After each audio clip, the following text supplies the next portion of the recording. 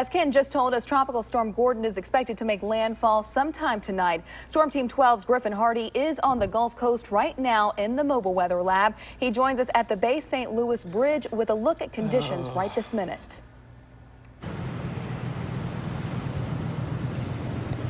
We are live from Highway 90. The Bay St. Louis Bridge is right behind me here. We're right on the edge of Bay St. Louis, and the sun's out, which may seem odd, but looks can be deceiving. The winds are picking up somewhat. We've had about maybe 15 to 20 mile per hour winds. You can see the surf is getting a little bit choppy, but the wind is actually moving parallel to the coastline, so the surf is definitely not as choppy as it could be.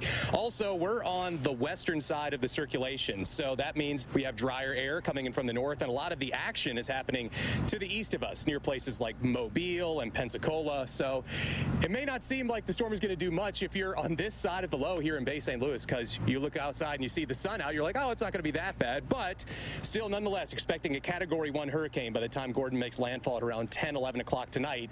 And almost certainly those conditions will be pretty bad as we get into later into the evening hours. More than likely see 2 to 4 feet of storm surge that gets washed up onto Highway 90. So we are going to be moving west as the storm gets closer to landfall. But for now, we are live in Bay St. Louis. Meteorologist Griffin Hardy, WJTV 12. Back to you in the studio.